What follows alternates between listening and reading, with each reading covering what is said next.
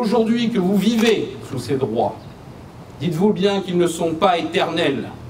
Rien n'est éternel, ni la vie, ni les civilisations. Ceux qui cessent de lutter pour leurs droits disparaissent. Ce qui était vrai il y a 2 siècles, pour ceux qui sont tombés lors de la Révolution, l'est aussi pour aujourd'hui et pour les républicains qui auraient tort de penser que rien ne doit être acquis par la lutte. Et vous le voyez dans l'actualité, une actualité douloureuse auquel je tiens à associer par la pensée tous ceux qui ont été une fois de plus assassinés par des barbares qui sont aujourd'hui sur notre terre. Ils ne sont pas étrangers, ils sont eux aussi français, mais ont grandi dans la haine de la nation. Ils sont animés par une doctrine agressive, terroriste, une doctrine qui ne vise qu'à une seule chose, détruire ce que nous représentons. Car pour eux, nous représentons l'ennemi. Nous représentons la France colonialiste. Nous représentons les valeurs de l'Occident. Ces valeurs, que vous ayez un uniforme ou non, vous les incarnez de par votre existence.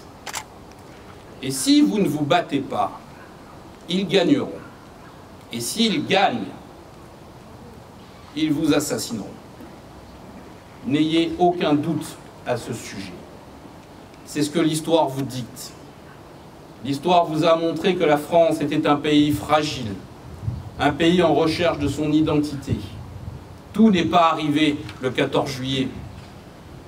Le 14 juillet, c'était le début d'un processus qui a fait tomber un régime de 2000 ans d'histoire et qui a donné naissance, en moins de 2 siècles, à 5 républiques, 2 empires et 3 monarchies.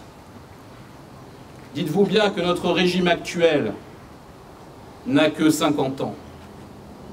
50 ans, ce n'est rien. 50 ans, ce n'est même pas l'adolescence. Et cette flamme qui est née pourrait aussi bien s'éteindre.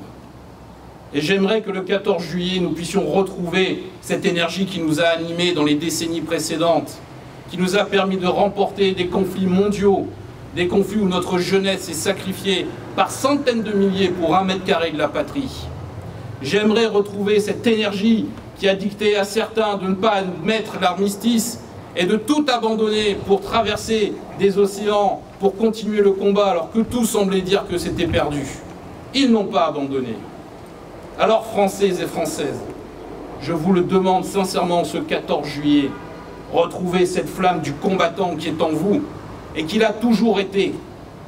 Depuis 2000 ans, vous avez marqué l'histoire, car il n'y a pas de différence entre les Français de l'Ancien Régime, les Français de l'Empire, les Français de la République.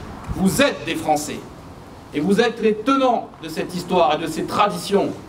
Et aujourd'hui, face au défi ultime qui nous attend, celui de notre survie, vous devez retrouver cette valeur.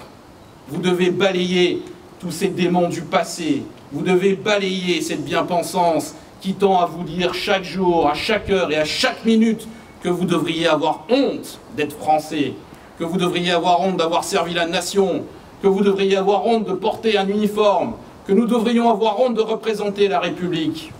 Vous devez détruire tout cela. Si vous ne le faites pas, vous serez détruits. Que le 14 juillet soit donc cet appel du cri de tous les Françaises et les Français. Et si aujourd'hui, ici, nous ne sommes que quelques centaines, dites-vous bien qu'en réalité, nous sommes légions. Légions à attendre le sursaut, légions à attendre la renaissance de la France, le réveil. Et croyez-moi, ce réveil approche à grands pas. Très bientôt, la France redeviendra ce qu'elle était.